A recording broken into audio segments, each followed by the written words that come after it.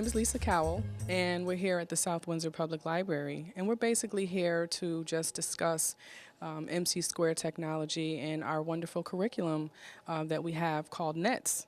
And it is a dynamic after-school program that is geared to help students, especially those that are on the bubble and at risk, to be successful. It all started in 2001, the after-school program, and it happened on Barber Street, one of the toughest neighborhoods in Hartford, Connecticut.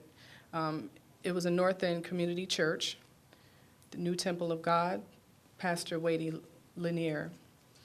It was a very successful program. It was the first of its kind in the North End. And over the period of, I'd say 13 years, over 300 at-risk youth children from elementary to high school were affected positively. Program ran successfully from 2001 until the unexpected death of Pastor Lanier in 2011. After the pastor passed away, the program was put on hold. Here we are with New England Talent Search. This has been around since 2006. The Nets program is, as I said, it's a liberal arts with a focus on arts and entertainment. And the focus has three components: 80% education, 10% community service, and 10% performance. We're really focusing on girls for this next coming school year because we realize that there's a gap. The breakdown: obviously, it takes a village to raise a child. There will be tutors, instructors, staff, and an advisory board, which hopefully this is why we're having this information session tonight, is because we need help. There's no one chief in Little Indians. You know, it takes a village, definitely. So we need instructors, tutors, and we will offer support, training, and mentoring. There's a community collaboration which will also offer the girls support and services. And then there's a parent component which they will also offer the girls support, guidance, and volunteering. So it's a group, it's a collaborative effort, basically. This after-school program, not only is it focusing on the Common Core Connecticut standards, but it's also offering a unique curriculum. One being, and you'll see it in your brochure if you want to take your brochure out, the Renaissance program. And this is a very unique and focused program built around the operations of city government and numerous grassroots non-for-profit entities which provide hands-on experience. The program is geared toward business development, courses in business development, budgeting, fundraising, entrepreneurship, assessment, evaluation, marketing, public relations, communications, risk-taking, and management skills, along with support with core subjects, makes this one power-packed program that is designed for success.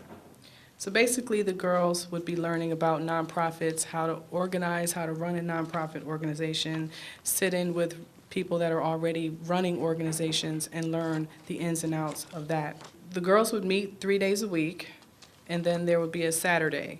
So the first part of the day would be, they would come in, let's say 3:30. There will be the tutoring of the regular school tutorial, reading, writing, arithmetic, whatever. That would be for an hour, and then we would get into our specialized curriculum. And on Saturdays also would be more for field trips, more for hands-on. Let's say the girls are interested in filmmaking, singing, songwriting. We'll take tours to places like studios, colleges. Saturdays will be for field trips, basically, and exposing the girls to areas that they're interested in. As you see here, it's pretty slanted. Girls pursuing careers in math and science, not too many. It's more towards girls are teaching, they're into fashion and hair and nursing. So what we're trying to do is use the Nets program to introduce STEM in an interesting way, to make the science, math, and technology, even if they want to do fashion, we just want to introduce the STEM model to where they don't even realize they're learning STEM, but they're actually pursuing their passions. Here's an article in Forbes magazine stating what I just said. STEM fields and the gender gap, where are the women? So Forbes, we all know Forbes is a very successful magazine, so if they're saying it, then obviously there is a need and there is a gap. Through Nets, MC2 is looking to bridge this gender gap, and you see the girls happily engaged in math and science. Girls are just as capable as boys to excel in math and science, and that is the bottom line. That is our mission. That is what we're going to push for the girls. So basically, we need you. Are you willing to help change the lives of youth? Thanks for coming out. Mrs. Cogwell gave a little of the background of MC2. MC2 developed out of the brain trust, not so much myself, but my family. The background of myself, my mother came from Cuba, Cologne, Cuba. But nonetheless, my mom asked me before she died to develop a program for inner city kids that had the same opportunity like myself. So I wasn't sure how to do this, so I went around the country and I went into 25 different cities from 1997 to 2001 and looked at different curriculums and different platforms of how people would actually teach in kids in the country at that time. I looked at a program was out of Texas and in the 9th Ward. If you know anything about Houston, Houston is broken up in wards, just like Louisiana. I stayed in the 3rd Ward for a little while, but the 9th Ward, it was that you really needed a gun or whatever. You needed something there. But I met some people. I met some people at Texas Southern, which was in the 3rd Ward of Houston. And they showed me a lot of different things they were doing in Texas. I worked with Al Sharpton for 3.5 years. And MC2's board is actually built around people from around the country. You see a few people in the room from MC2, but the other half is in Fresno, Topeka, Kansas, Philadelphia, New York, and Florida. These are the people that actually worked on different programs. When Al Sharpton was actually started going into education, he was really not heavily into it in the 2000s. But I guess when Barack Obama came in, he took it full focus. MC2 program, when I developed Nets, New England Talent Search, is incorporated. We run 3 different actually nonprofits, which is 501c3s. We have the MC2, which is actually STEM, strictly math and science. Nets is liberal arts, and we have another Nets, which is the acronym. It's New England Education Tourist Classes Institute, which we're going to build an institute from what we're going to develop from Nets Inc. from the search component. What I'm going to do in a few seconds, I'm going to take a magic marker and show you exactly the breakdown of how I actually developed the Nets program and where we're going to go with this. This is MC2, and this is the STEM piece. And I wasn't really a numbers person, but Dr. Donaldson that actually taught at Morgan State was a physics professor. And he was blowing stuff up, and I liked it. He had cars moving, he had rockets, he had the whole 9 yards. And what he said to me, that everything is numbers. Everything in the world is numbers. It could be from whatever subject it is.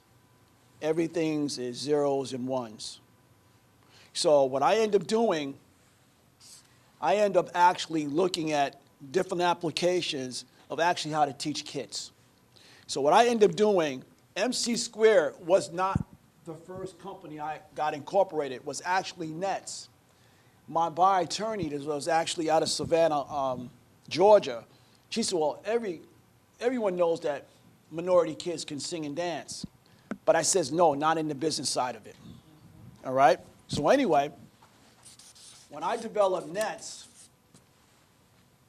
I'm heavily into Wall Street. I love Wall Street. Had a guy at Howard, Dr. Johnson, was the only white professor at Howard at that time. And I said, well, hey, man, how do you make money? So what he did, he says, I read Wall Street Journal, I invest. So what he ended up doing, he did a class for one semester, and he told all the kids to pick 3 different stocks. And I want you to track it. We did a 30-day, 60-day, 90-day moving average. And we tracked it. It was like invisible money. I was so intrigued back in the late 70s and early 80s, I actually really went into it.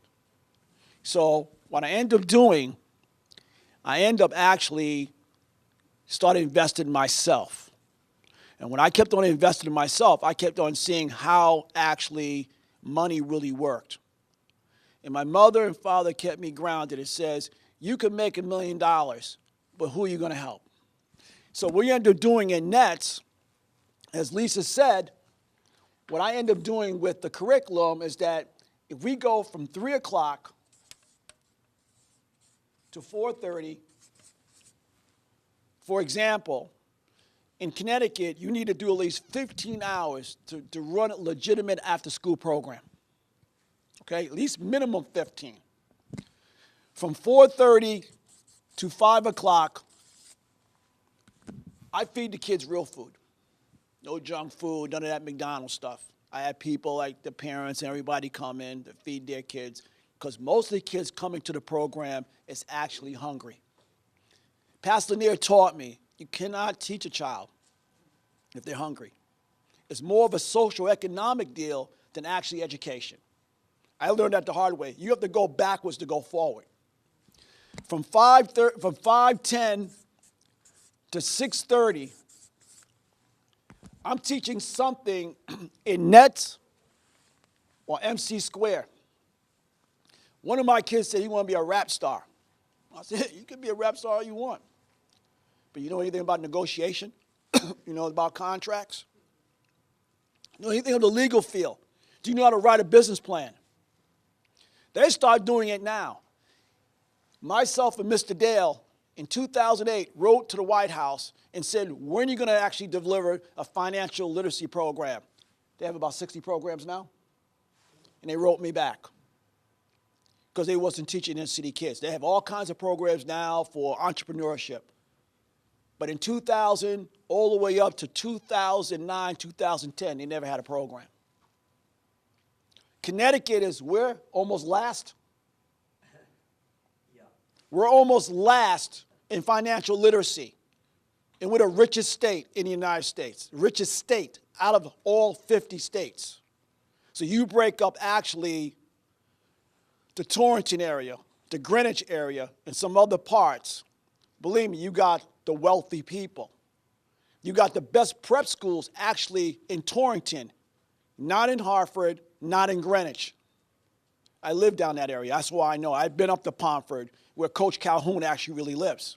I've been to his place because he's right down the street from Pomford Academy, prep school.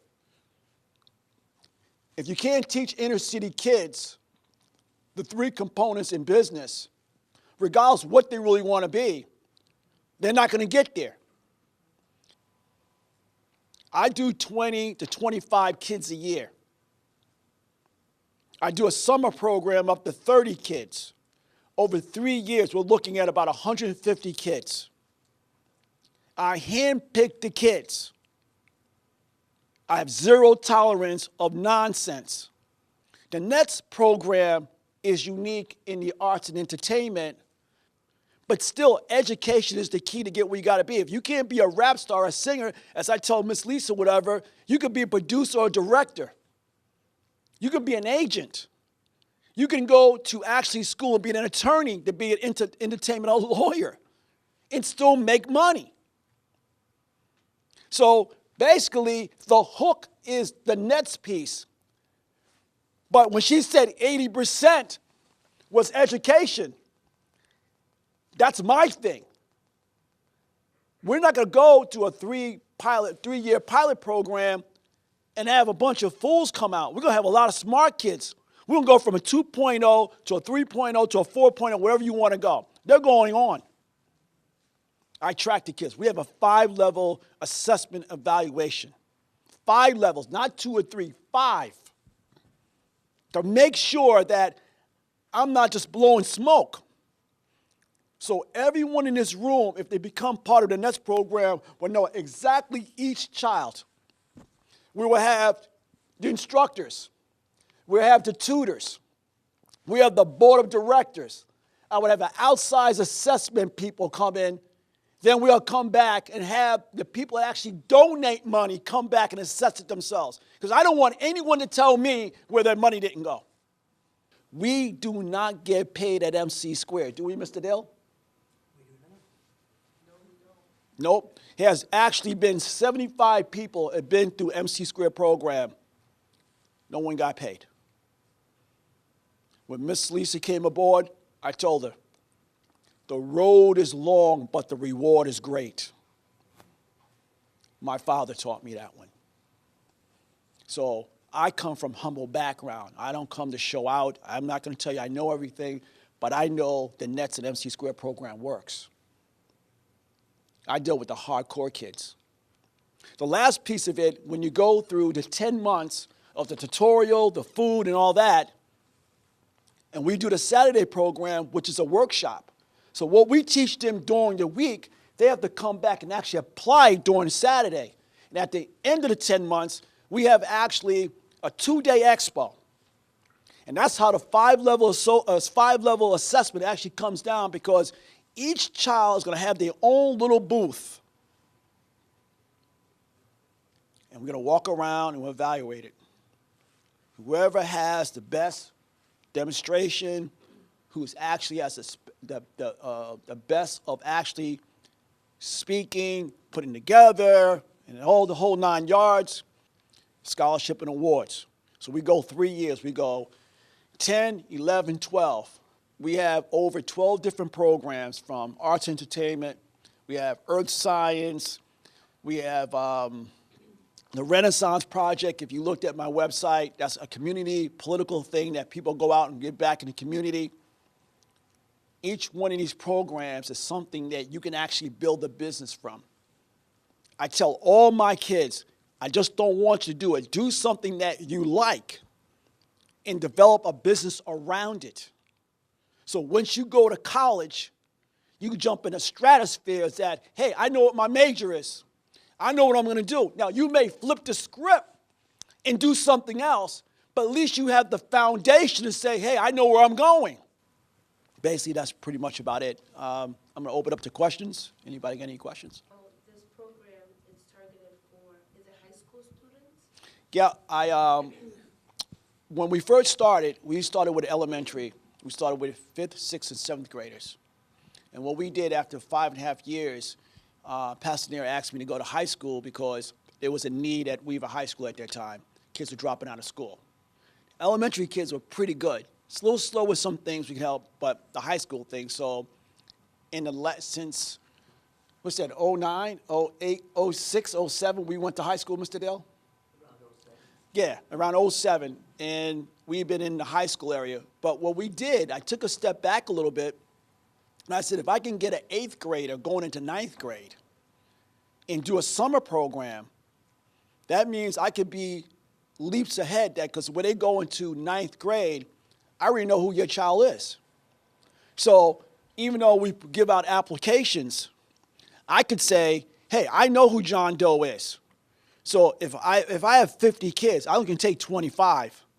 I know who some of the kids are. I am going to take new kids, but I know what some of the kids can do because I want them to propel. And the kids that don't be in the program, I'll still try to do something for them to bring up to speed, to try to give them the following year or whatever that summer. How do you choose the students? Do you go to different high schools? What we do, we go out and we give information to the schools. Okay. We give information to the agencies. And we let them know. And then they probably call us or whatever. First thing they ask us, is it a free program? Do we have to donate any money? The money really donated is really on us of raising money. It's a free program, and we give everything what everybody else they don't do. That's why I pick out 20, 25 kids, because you go past that, it gets pricey. It's real pricey already. It gets really pricey. And I want to give the best service possible to these kids over 3 years. It's a 3 or 4 year pilot I run. When they go past high school, I still want them to come back, because we've got the next group coming behind them. Some of the parents have to be in the classroom with me. It's going to be, we have the instructor. The instructor's really last that does the business. But the tutorial piece comes from 3:30 to 4:30, 3 o'clock to 4:30. So we have 10 to 12 instructors or tutors. So we have a 1-to-2 ratio. Now, one of the children or one of the teens may not like one of the tutors, so I may switch it.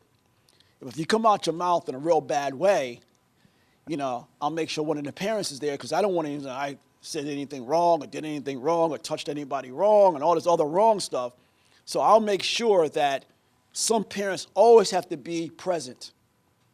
So I make sure I cover myself and anybody in MC Square. If you come out your mouth and start saying 4, 5, 6-letter words, there's the door. I'm not going to have anybody say white this and black this. You need that. Take it down the street. There's a lot of people out there like that. Not in my program.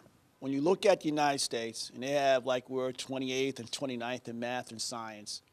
Only one reason why I think we got that level, we wasn't there before, we don't develop nothing no more. All right, since the internet and everything has evolved, but we cut that out years ago, because if you go from Pennsylvania away to Chicago, you see a lot of empty warehouses. We don't develop nothing. We don't build nothing no more. So we really don't have anything to really give the kids other than financial literacy or financial services, or something know about zeros and ones or algorithms and stuff like that. If you're not good in math or even decent in math, you're not going anywhere. Minority kids fail. They're afraid. It's a phobia of math. It's not really that difficult, but it's a phobia between Black and Latino kids. So if we actually, and it's one of the things I have been doing, I do competitions. And the competitions I do is something that I'll come into a class, and it's 20, 25 kids. And I'll take something like this. So you know what this is? Say Rubik's Cube. Do it in a minute, I'll give you $50. Anybody try it? You may fail. But you look at it, Ulysses S. Grant, they'll kill themselves. I said, we're going to play Monopoly. You think you can beat Mr. Sam? Let's try. So, okay, you beat me, it's $100. Now, some people say I'm bribing the kids. I'm teaching how money really works. So, if they say every week Mr. Sam's going to do something, I tell them, make sure that the tutorial program, the kids, you don't cuss them out, you don't holler at them, you learn as much as you can. Because if not, you will get a ribbon, you'll get an award, because I was giving out movie tickets for a month, free movie tickets. Hey, Thanksgiving coming up. Hey, my mom don't have anything. Don't worry, Stop and Shop will take care of that for you. I put incentives in front of people because you don't get something for nothing. I'm trying to teach the kids actually to use their head. My name is Mark Ward. I'm born and raised in Waterbury, raised in the projects, raised in poverty. My mom and dad divorced when I was 9 years old, so I was product of a single parent household. I know the struggles of the inner city. I got involved with sports to keep myself out of trouble, out of the streets. I have a master's degree in education. I do a lot of community stuff. I own my own business. I work for the government, and I'm here to be a a role model and an influence and participate in giving back, because it was always my dream to rise up and give back. And I have resources, I have time, and I want to be able to influence some kids, touch some lives. I've done that in my work. I've worked with youth. I've worked with every population you could think of other than elderly, the elderly population. I work with disabled people. I work with displaced workers. I work with transition youth teens. I work with substance abusers. I work with criminals, ex-offenders. I've done it all. So I'm here to contribute whatever I can in terms of my knowledge, experience, resources, contacts, and just give back. That's all I want to do. Hello, everyone. My name is Rashid Bell. I think I'll play a good role here at MC2 Technology. I work currently at Post University in admissions, so I think I can really translate that here with helping some of the kids get into college, let them know what they need to do and keep them on the right path. I thought that it would be a good idea for myself to come because I didn't think too many people my age would participate in this. And because it's a young crowd, I think I can be a good role model. They can see me as someone like them. I really just want to be involved. I've always done volunteer work. I went to Western Connecticut State University, and I've created a lot of programs. And I'm currently working full time, and I have some extra time. And I say to myself, why not just give back? It's not going to be too much of a commitment, but I'm willing to make some moves. And a little about my background. I'm originally from Brooklyn, New York. I lived there until I was about 14. My mom moved us up here to Connecticut in Woodbury. Big change, definitely changed my life. And I think back about some of the people I grew up with in Brooklyn, and when I see them on Facebook, they're not necessarily doing something with their lives. And so if I can maybe influence someone that's young to, be ambitious and pursue their goals, then I definitely want to do that. My name is Stephanie Adorno. I am an insurance advisor with New York Life. I work out of the Melville office in Long Island. I'm also working in Connecticut as well. And as I stated, I have an organization, Relentless Ambition. I'm doing mentoring of young women. We're currently right now, with the women that I have, we're looking to donate to a women's shelter for this holiday season. I also grew up in poverty. At the age of 22, I lost my mom. I was in a very bad abusive relationship. I had a 5-year-old and 6-month-old that came out of that relationship. And I remember I had everything as a young woman, or so I thought I did. But when I lost my mom, I ended up leaving and, going into living with my dad in a 1-bedroom apartment, sleeping on the floor with a 5-year-old and 6-month-old baby. And I remember one day waking up and I said, I was in a little bit of a depression. And I said, Steph, excuses, or you're going to have to make this thing happen. You have to figure out what decision you're going to make at this point. So I remember saying, I don't know how, as you stated, I don't know how, you didn't know how you were going to do it, but I said, I don't know how, but I am going to take life to a totally different level. And when I spoke that into the universe, it's like God sent individuals into my life. I was introduced to business, and that's when I found my calling and my purpose. And I chose to become positive, and not take a negative route as a result of how I had grew up and the lifestyle and everything. In 2013, I lost my dad. So, here I go, 31, motherless, fatherless, single parent, and still make the decision to want to make a difference. On social media, everything's positive. I don't associate myself with negative energy. And, I just really want to make a difference. As the gentleman stated, I want to give back to the community.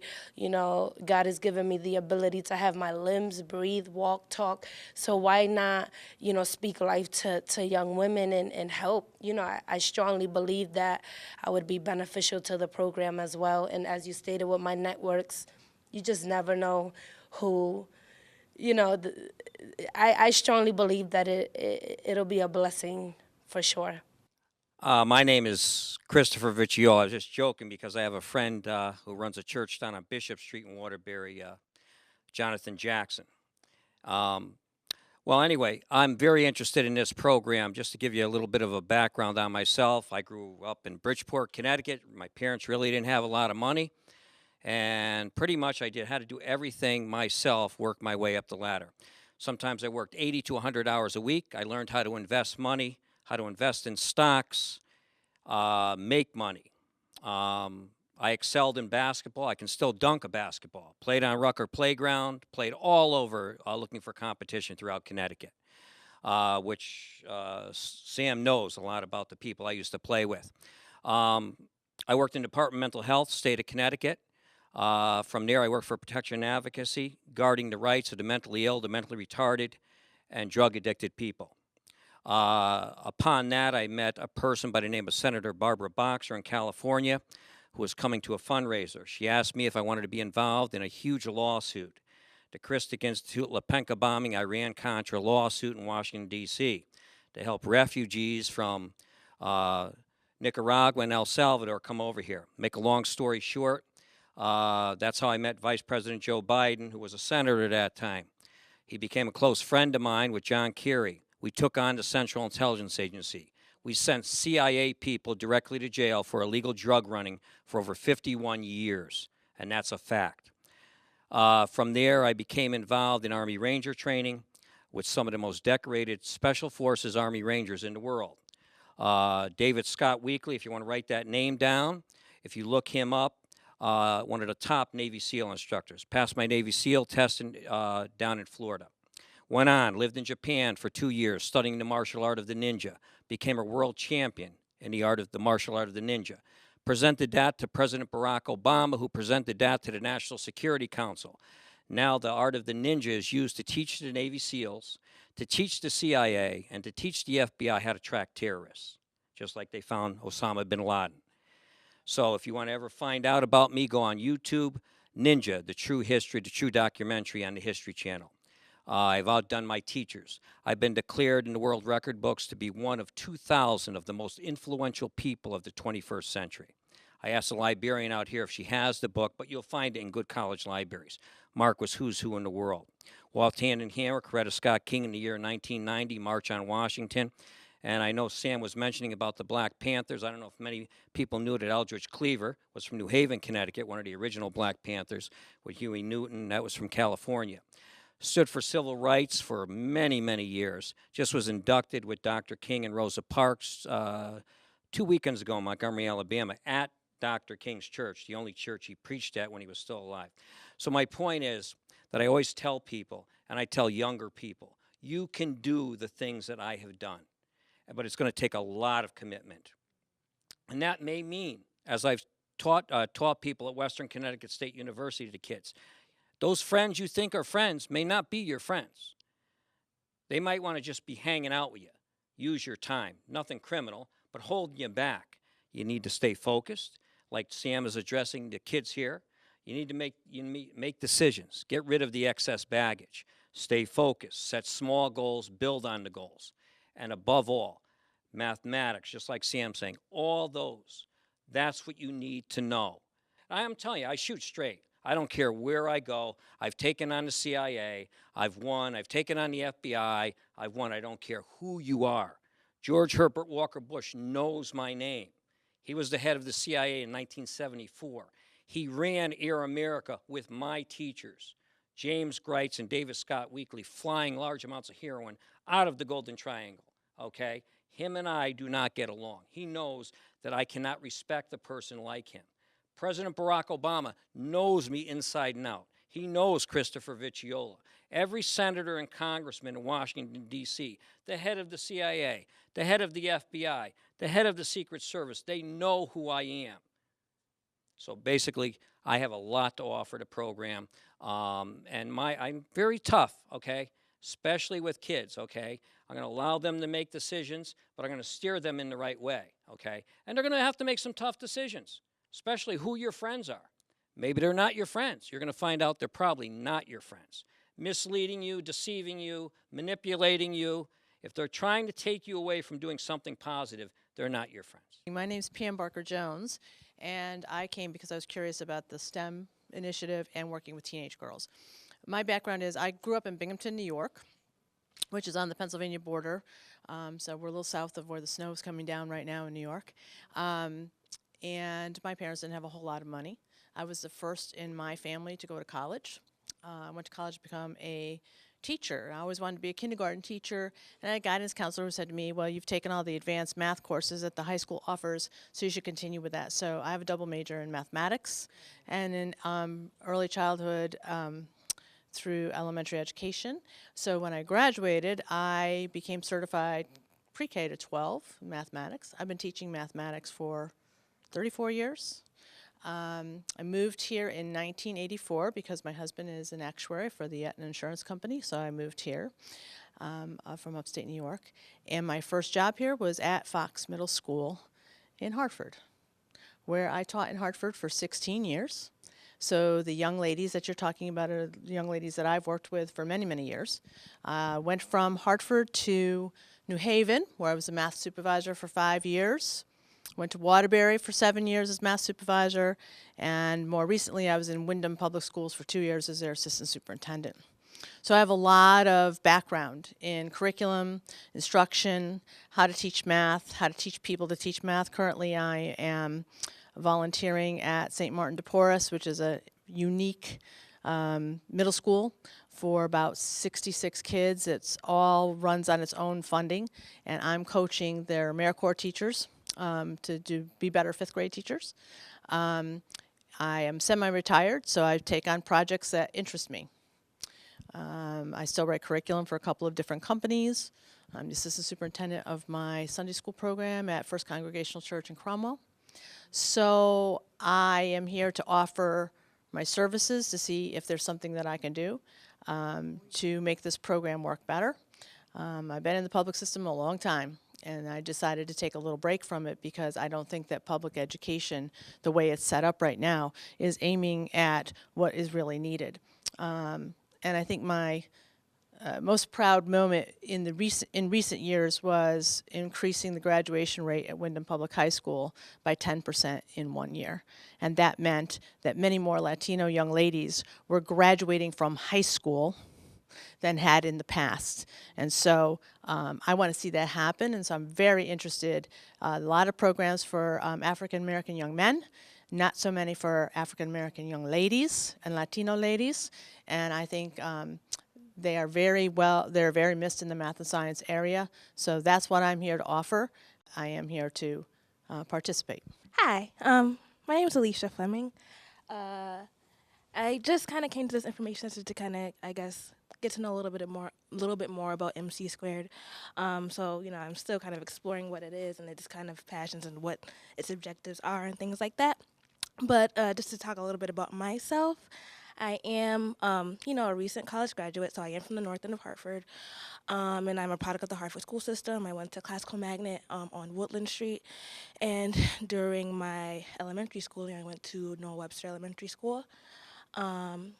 After graduating from high school, I went to College of the Holy Cross in Worcester, Massachusetts, and received my degree in psychology. I also designed my minor in urban education, and I can say that urban education is something I feel passionately about. It's something that I have witnessed, through my own eyes, and it's something that after graduating, I definitely carried on over to what I, want to do and what I plan to do in my future and my career goals and all those things. I served a year in the AmeriCorps after graduating as a Youth Health Service Corps coordinator with the Central Connecticut Area Health Education Center.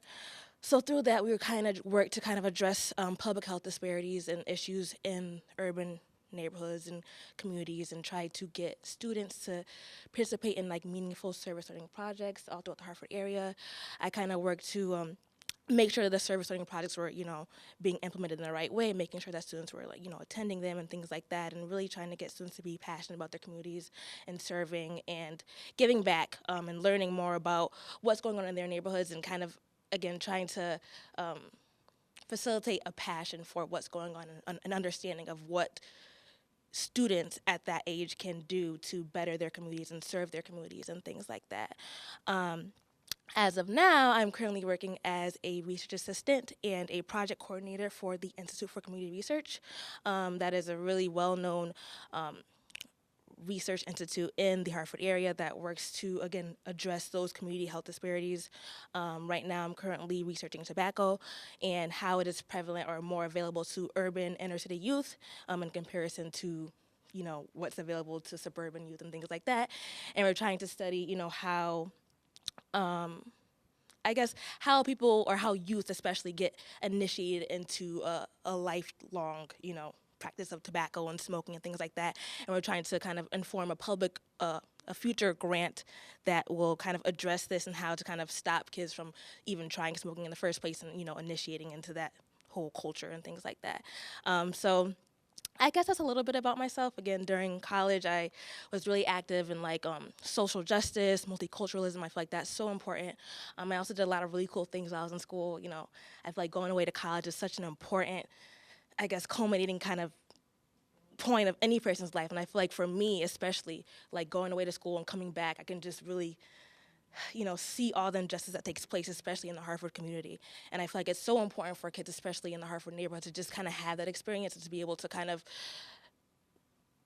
put yourself or see a different perspective of things when you know, go away to school and then come back. And so I feel like that's definitely something that happened to me. You know, again, I had the opportunity to like travel to South Africa and El Salvador and things that I know I wouldn't have been able to do if I were, you know, didn't get to the chance to go to school and stuff like that. So, you know, I'm all about like education. I'm all about like, you know, diversity, social justice, and again, just trying to get youth to kind of understand and kind of be about that whole mission of, you know, going to school and doing the right things and being with the right people and, you know, doing the right stuff. So I think this is something that sounds really cool so far. And again, I am just kind of getting my feet wet with this or whatever. So I guess what I have to offer is, I guess I would say I'm passionate because I am a product of the Hartford school system, and it's something that I really care about. And I also have to offer, you know, I feel like I have, even though I'm still young and I'm still growing, I feel like I have developed some, you know, I guess, yeah, skills and experience that, you know, I do hope to put forth in my career and things like that. As of now, I am applying to go back to school. So, yeah, you know, I do hope to, hope to, you know, further my educational pursuits and things like that. But, you know, again, I'm always around to help out. And again, education is something that I feel passionately about. And so I hope I can, you know, maybe try to change someone's life or, you know, touch someone in a certain way that, you know, that may benefit someone later on in life. So I guess that's a little bit about myself, and yeah. Hi, my name is Megan Huynh. I'm from East Hartford, Connecticut, and I currently go to Central Connecticut State University getting my bachelor's degree in marketing. I'm actually graduating in May, so I'm super excited. Right now, I am hired by MC2 to update the website and run the social media campaign, and I'm just trying to make sure that everyone knows exactly, like I know you're here to learn about MC2. What I put forth onto the internet is what I want everyone to see and understand clearly, like the missions, the goals, and the visions of MC2. So that's really what I do. I'm just on my computer all day. I'm from East Hartford, Connecticut, a diverse community, so I definitely understand the goals of MC2.